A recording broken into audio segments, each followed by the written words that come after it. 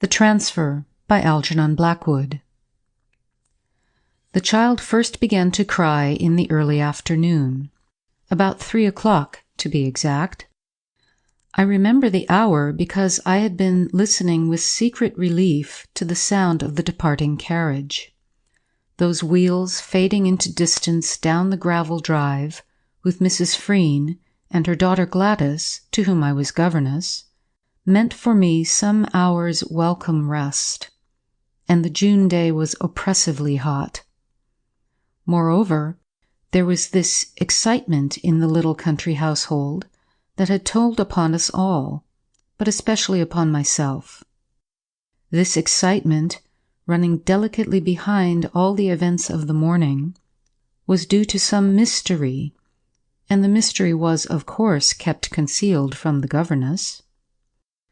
I had exhausted myself with guessing and keeping on the watch, for some deep and unexplained anxiety possessed me, so that I kept thinking of my sister's dictum that I was really much too sensitive to make a good governess, and that I should have done far better as a professional clairvoyant. Mr. Freen, Sr., Uncle Frank, was expected for an unusual visit from town about tea-time. That I knew. I also knew that his visit was concerned somehow with the future welfare of little Jamie, Gladys's 7-year-old brother. More than this, indeed, I never knew, and this missing link makes my story in a fashion incoherent, an important bit of the strange puzzle left out. I only gathered that the visit of Uncle Frank was of a condescending nature, that Jamie was told he must be upon his very best behavior to make a good impression, and that Jamie, who had never seen his uncle, dreaded him horribly already in advance. Then, trailing thinly through the dying crunch of the carriage wheels this sultry afternoon, I heard the curious little wail of the child's crying, with the effect, wholly unaccountable, that every nerve in my body shot its bolt electrically, bringing me to my feet with a tingling of unequivocal alarm. Positively, the water ran into my eyes. I recalled his white distress that morning when told that Uncle Frank was motoring down for tea, and that he was to be very nice indeed to him. It had gone into me like a knife. All through the day, indeed, had run this nightmare quality of terror and vision. "The man with the enormous face?" he had asked in a little voice of awe, and then gone speechless from the room in tears that no amount of soothing management could calm. That was all I saw, and what he meant by the enormous face gave me only a sense of vague presentiment, but it came as anticlimax somehow, a sudden revelation of the mystery and excitement that pulsed beneath the quiet of the stifling summer day. I feared for him, for of all that commonplace household, I loved Jamie best, though professionally I had nothing to do with him. He was a high-strung, ultra-sensitive child, and it seemed to me that no one understood him, least of all his honest, tender-hearted parents, so that his little wailing voice brought me from my bed to the window in a moment like a call for help. The haze of June lay over that big garden like a blanket. The wonderful flowers, which were Mr. Freen's delight, hung motionless. The lawns, so soft and thick, cushioned all other sounds. Only the limes and huge clumps of guelder roses hummed with bees. Through this muted atmosphere of heat and haze, the sound of the child's crying floated faintly to my ears from a distance. Indeed, I wonder now that I heard it at all, for the next moment I saw him down beyond the garden, standing in his white sailor suit, alone, 200 yards away. He was down by the ugly patch, where nothing grew, the forbidden corner. A faintness then came over me at once, a faintness as of death, when I saw him there, of all places, where he never was allowed to go, and where, moreover, he was usually too terrified to go. To see him standing solitary in that singular spot, above all to hear him crying there, bereft me momentarily of the power to act. Then, before I could recover my composure sufficiently to call him in, Mr. Freen came round the corner from the lower farm with the dogs, and, seeing his son, performed that office for me.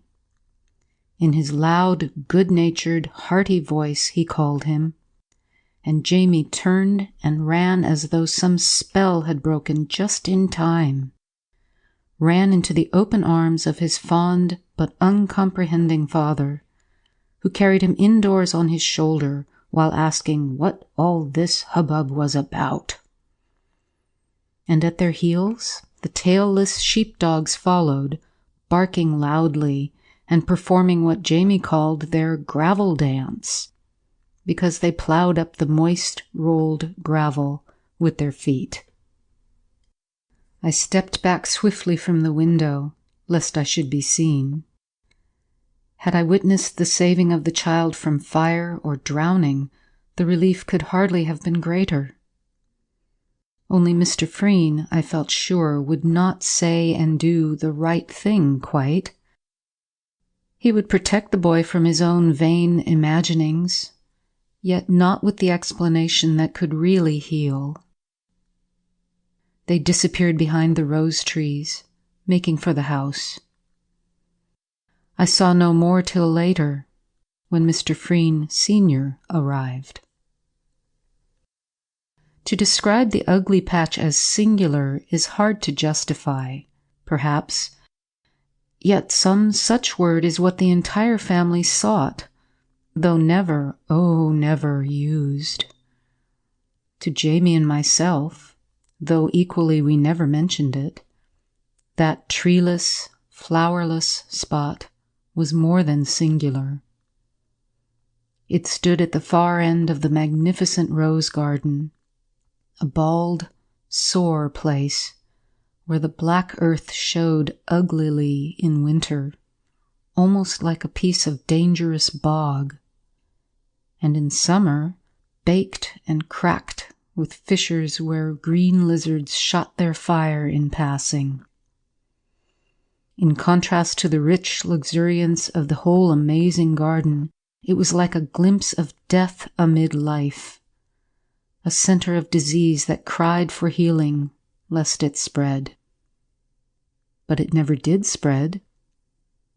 Behind it stood the thick wood of silver birches, and glimmering beyond, the orchard meadow, where the lambs played.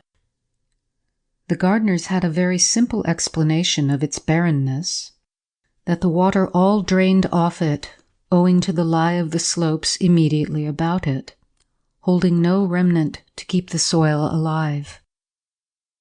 I cannot say.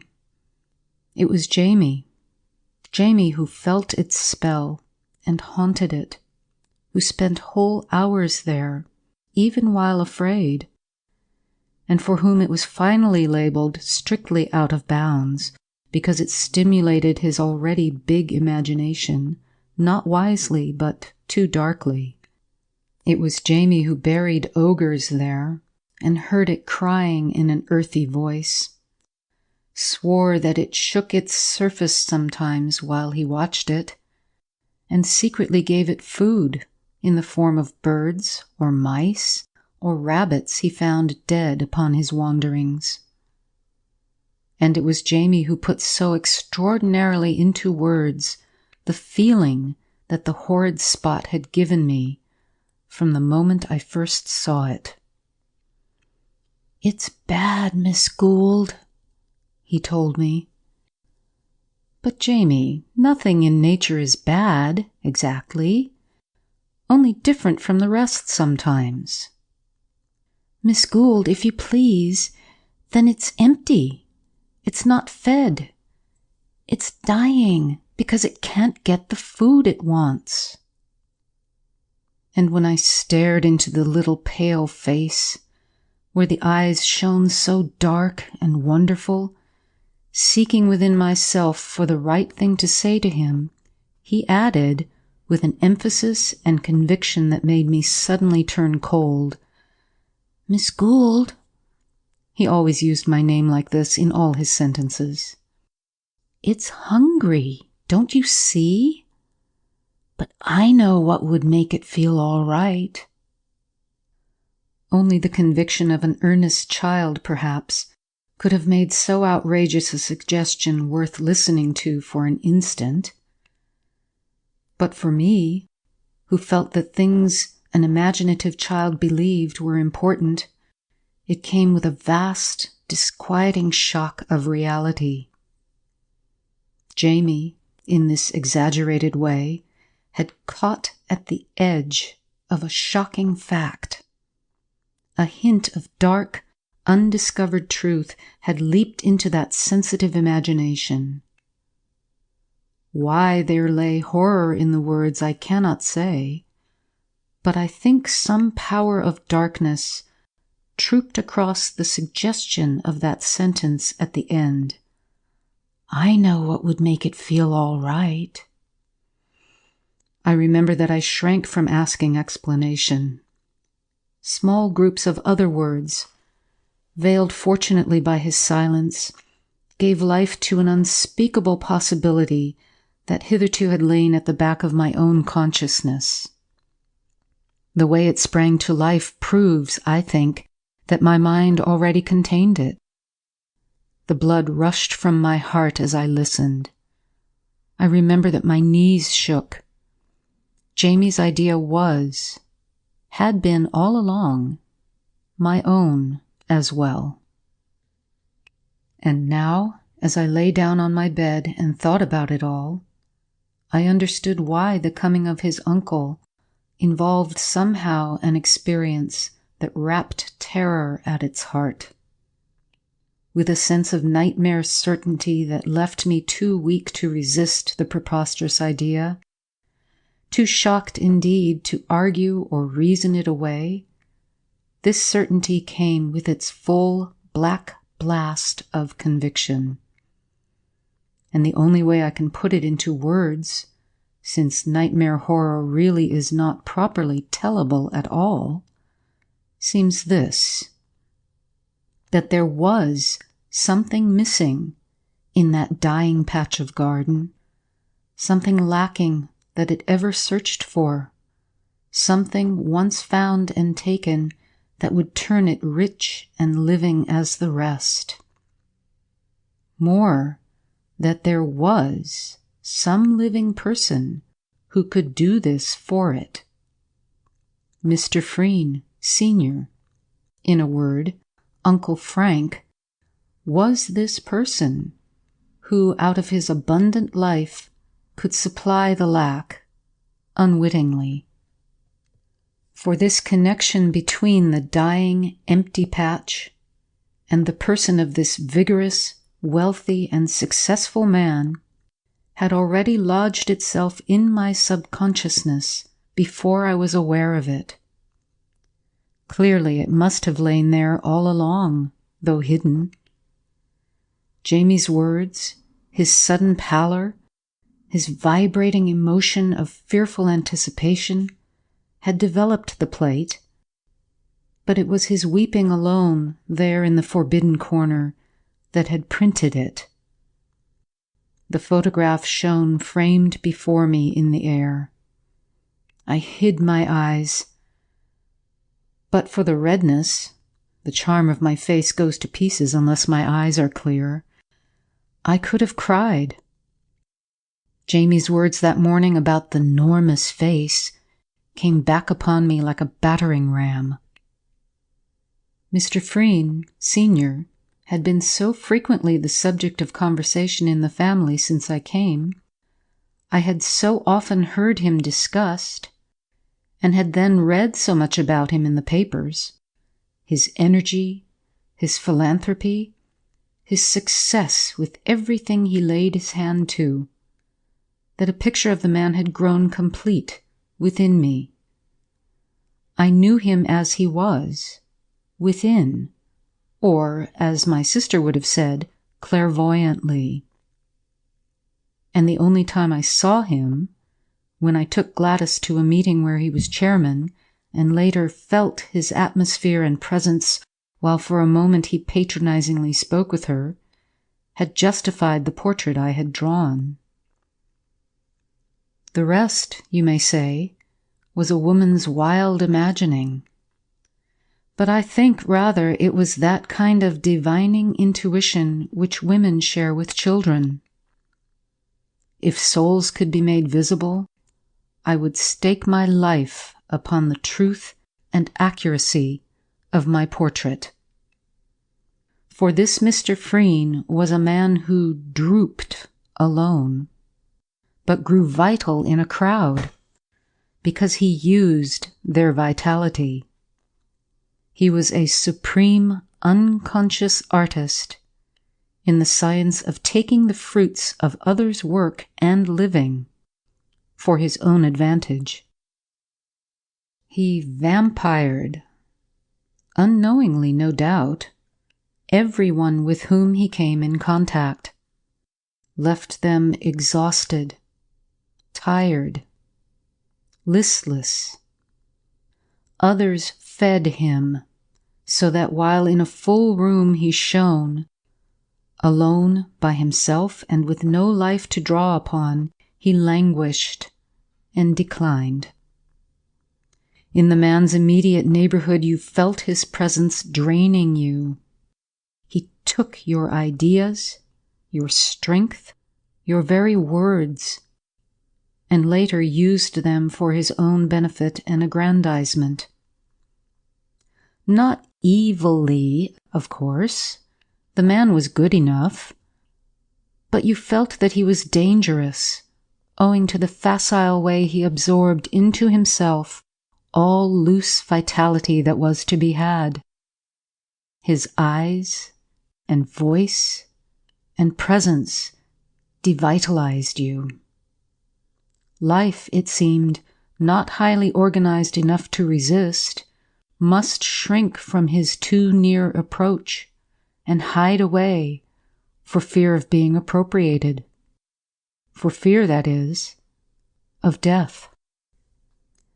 Jamie, unknowingly, put in the finishing touch to my unconscious portrait. The man carried about with him some silent, compelling trick of drawing out all your reserves, then swiftly pocketing them. At first, you would be conscious of taut resistance.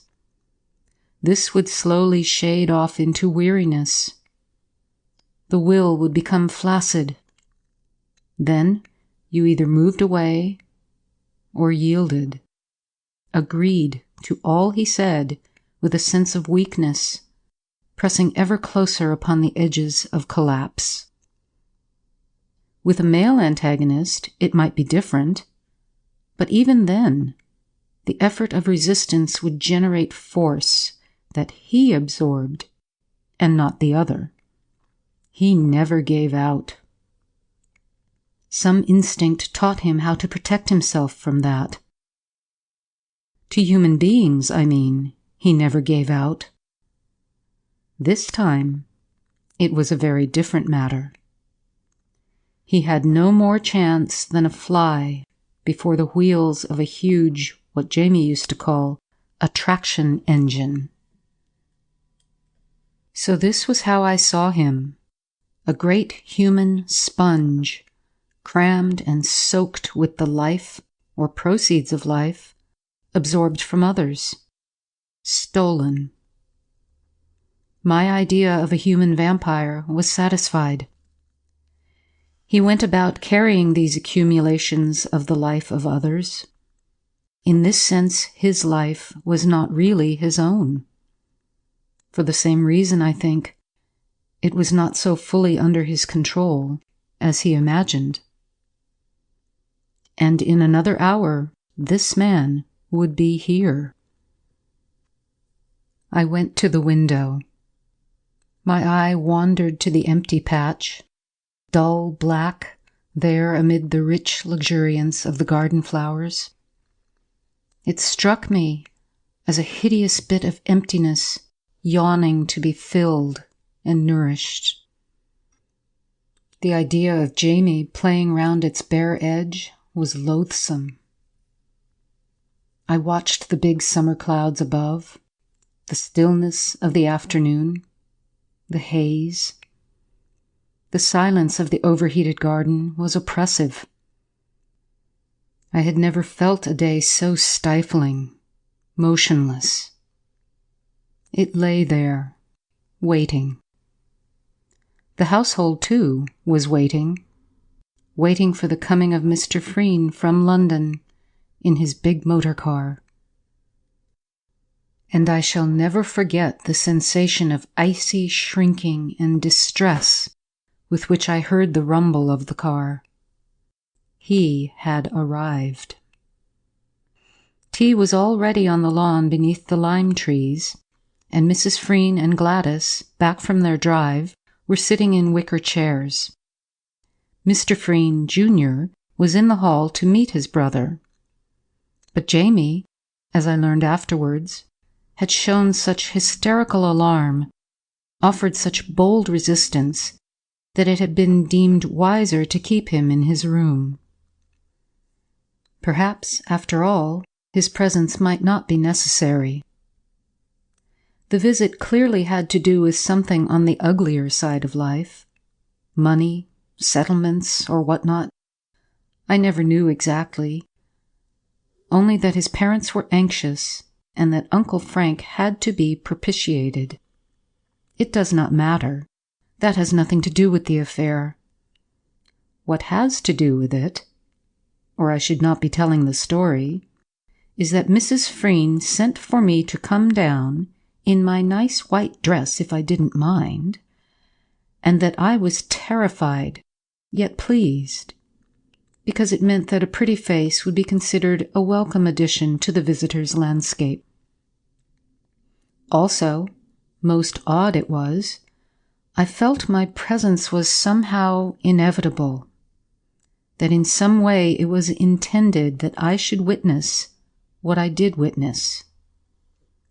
And the instant I came upon the lawn, I hesitate to set it down, it sounds so foolish, disconnected, I could have sworn, as my eyes met his, that a kind of sudden darkness came, taking the summer brilliance out of everything, and that it was caused by troops of small black horses that raced about us from his person to attack.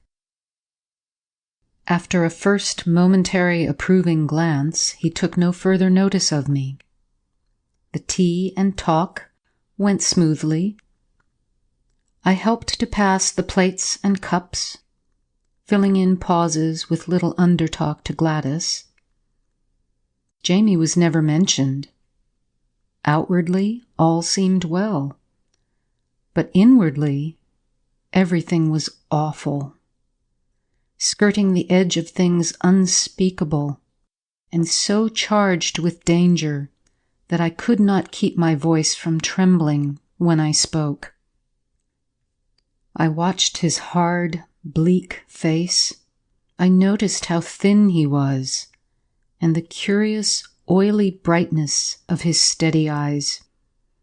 They did not glitter, but they drew you with a sort of soft, creamy shine like Eastern eyes. And everything he said or did announced what I may dare to call the suction of his presence. His nature achieved this result automatically. He dominated us all, yet so gently that until it was accomplished, no one noticed it. Before 5 minutes had passed, however, I was aware of one thing only. My mind focused exclusively upon it, and so vividly that I marveled the others did not scream or run or do something violent to prevent it. And it was this: that, separated merely by some dozen yards or so, this man, vibrating with the acquired vitality of others, stood within easy reach of that spot of yawning emptiness, waiting and eager to be filled. Earth scented her prey. These two active centers were within fighting distance. He, so thin, so hard, so keen, yet really spreading large with the loose surround of others' life he had appropriated, so practiced and triumphant. That other, so patient, deep, with so mighty a draw of the whole earth behind it. And so obviously aware that its opportunity at last had come. I saw it all as plainly as though I watched two great animals prepare for battle, both unconsciously. Yet in some inexplicable way I saw it, of course, within me, and not externally. The conflict would be hideously unequal. Each side had already sent out emissaries. How long before I could not tell, for the first evidence he gave that something was going wrong with him was when his voice grew suddenly confused. He missed his words, and his lips trembled a moment and turned flabby. The next second, his face betrayed that singular and horrid change, growing somehow loose about the bones of the cheek, and larger, so that I remembered Jamie's miserable phrase. The emissaries of the two kingdoms, the human and the vegetable, had met, I make it out, in that very second. For the first time in his long career of battening on others, Mr. Freen found himself pitted against a vaster kingdom than he knew, and, so finding, shook inwardly in that little part that was his definite, actual self. He felt the huge disaster coming. "Yes, John," he was saying in his drawling, self-congratulating voice. "Sir George gave me that car, gave it to me as a present. Wasn't it and then broke off abruptly, stammered, drew breath, stood up, and looked uneasily about him. For a second there was a gaping pause. It was like the click which starts some huge machinery moving, that instant's pause before it actually starts. The whole thing, indeed, then went with the rapidity of machinery running down and beyond control.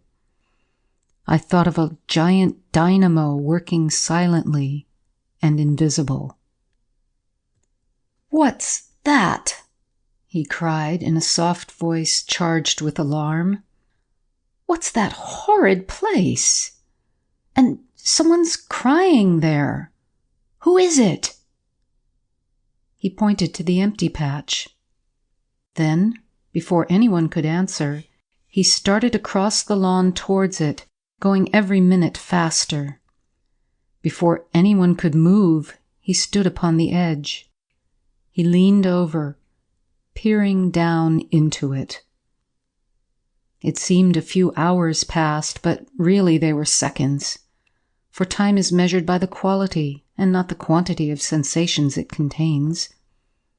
I saw it all with merciless, photographic detail, sharply etched amid the general confusion. Each side was intensely active, but only one side, the human, exerted all its force in resistance.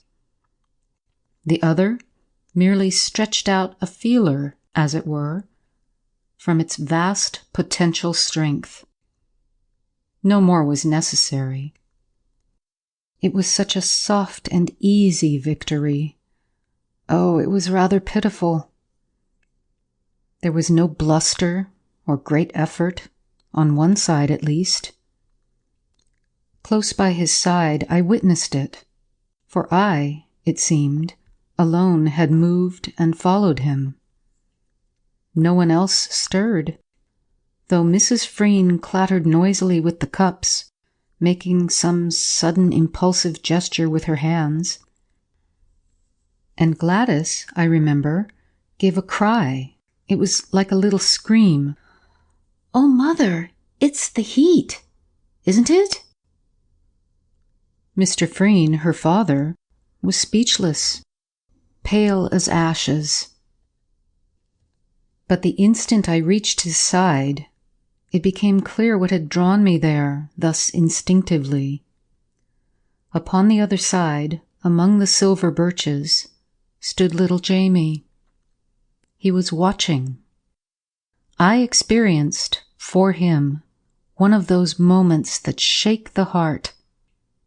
A liquid fear ran all over me, the more effective because unintelligible, really.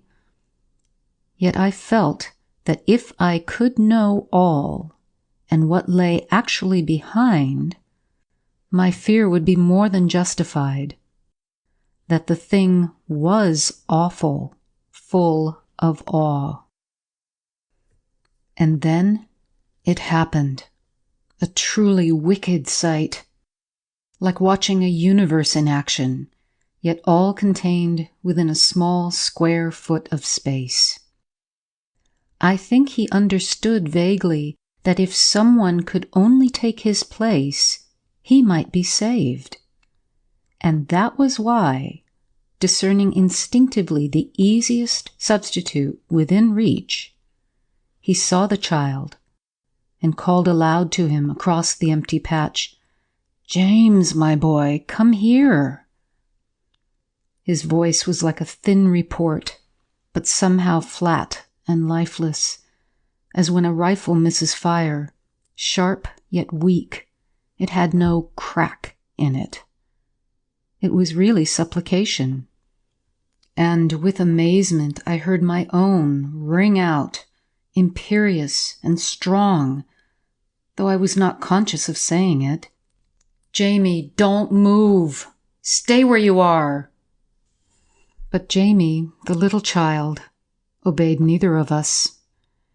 Moving up nearer to the edge, he stood there, laughing. I heard that laughter, but could have sworn it did not come from him. The empty, yawning patch gave out that sound. Mr. Freen turned sideways, throwing up his arms. I saw his hard, bleak face grow somehow wider, spread through the air and downwards. A similar thing, I saw, was happening at the same time to his entire person, for it drew out into the atmosphere in a stream of movement. The face for a second made me think of those toys of green India rubber that children pull. It grew enormous. But this was an external impression only. What actually happened, I clearly understood, was that all this vitality and life he had transferred from others to himself for years was now in turn being taken from him and transferred elsewhere. One moment on the edge he wobbled horribly, then with that queer sideways motion, rapid yet ungainly, he stepped forward into the middle of the patch and fell heavily upon his face. His eyes, as he dropped, faded shockingly, and across the countenance was written plainly what I can only call an expression of destruction. He looked utterly destroyed. I caught a sound. From Jamie? but this time not of laughter. It was like a gulp. It was deep and muffled, and it dipped away into the earth. Again I thought of a troop of small black horses galloping away down a subterranean passage beneath my feet, plunging into the depths, their tramping growing fainter and fainter into buried distance. In my nostrils was a pungent smell of earth. And then all passed. I came back into myself. Mr. Freen, Jr., was lifting his brother's head from the lawn where he had fallen from the heat, close beside the tea table. He had never really moved from there. And Jamie, I learned afterwards, had been the whole time asleep upon his bed upstairs, worn out with his crying and unreasoning alarm. Gladys came running out with cold water, sponge and towel, brandy too, all kinds of things. "Mother, it was the heat, wasn't it?" I heard her whisper, but I did not catch Mrs. Freen's reply. From her face it struck me that she was bordering on collapse herself. Then the butler followed, and they just picked him up and carried him into the house. He recovered even before the doctor came. But the queer thing to me is that I was convinced the others all had seen what I saw, only that no one said a word about it. And to this day, no one has said a word.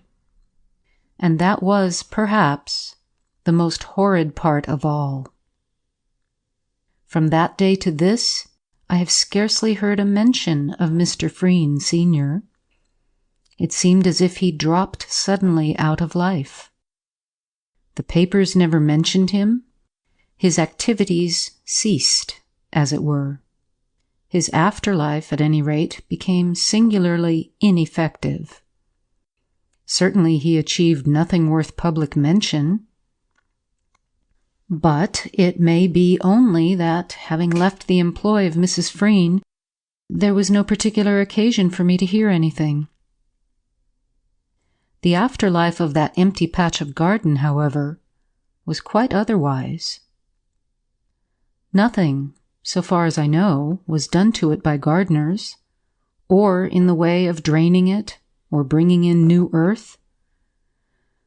But even before I left in the following summer, it had changed. It lay untouched, full of great, luscious, driving weeds and creepers, very strong, full-fed, and bursting thick with life. End of The Transfer.